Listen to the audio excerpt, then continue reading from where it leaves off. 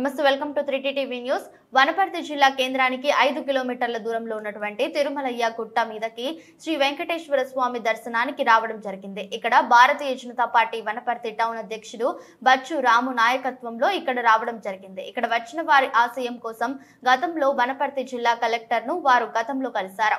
ముఖ్య ఉద్దేశం తిరుమలనాథ స్వామి యొక్క భక్తులు వేలాది లక్షలాది మంది శ్రావణ మాసంలో ఇక్కడ రావడం జరుగుతుంది. అదేవిధంగా మనం ముఖద్వారంలో ఆంజనేయ స్వామి గుడి ఉన్నది. అక్కడ దర్శించుకున్న తర్వాత పైకి వచ్చే ముందర ఈ గట్టు కింద భాగంలో మరి ఆంజనేయ స్వామి ఉంటాడు. అక్కడ కోనేరు ఉంటది. శ్రావణ మాసంలో యాదవులు దాసంగాలు చేయడం జరుగుతుందని, అదేవిధంగా ఇక్కడ గ్రామాల నుంచి శ్రావణ మాసంలో పెద్ద ఎత్తున భక్తులు రావడం జరుగుతుంది. కాబట్టి భారతీయ జనతా పార్టీ ఇక్కడ పర్యాటక కేంద్రంగా ఏర్పాటు చేయాలని ఒకటి, అదేవిధంగా పైన కళ్యాణ మండపం ఏర్పాటు చేయడం ప్రధాన కోరిక ఏర్పాటు చేయాలని ప్రధాన సంకల్పంతో ఇక్కడ శ్రావణ మాసంలో కూడా చాలా మంది భక్తులు అన్నదాన కార్యక్రమం ఏర్పాటు చేస్తారని జరుగుతుంది.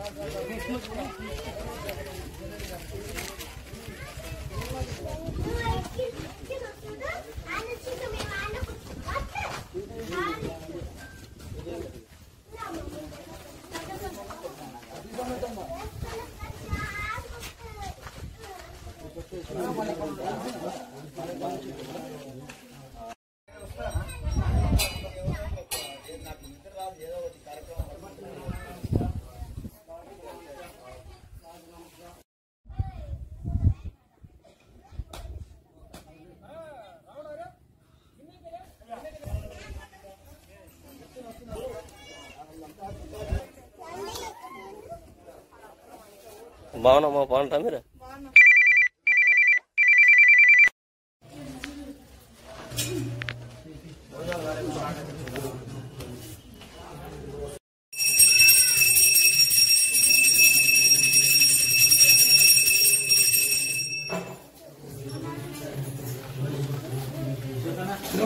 గోవింద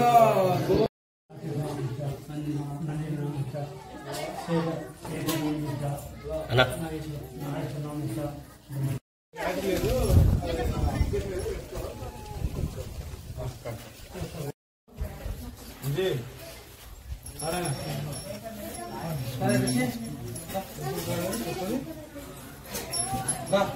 అదే నిన్న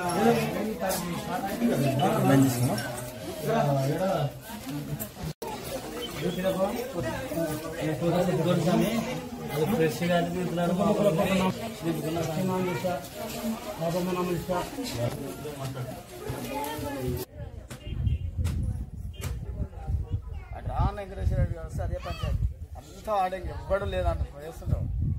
అంతే. ఎన్ని కిలోమీటర్లు ఉంటారు? 3 దానికి 5 కిలోమీటర్ల దూరం వనపర్తికి పర్యాటకంగా ప్రకటించాలని చెప్పి మన భారతీయ జనతా పార్టీకి వెళ్ళి మనం పిలిపిస్తుంది. అదేవిధంగా ఇక్కడ ఒక కళ్యాణ మండపం మరియు అదే పార్కు కానీ బ్రహ్మాండమైన స్థలం ఉంది. ఇక్కడ మళ్ళీ పోలీస్ సెక్యూరిటీ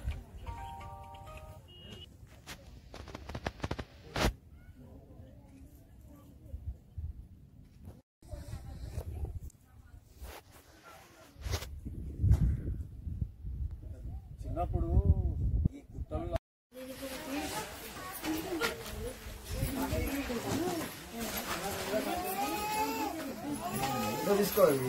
తీసుకున్నది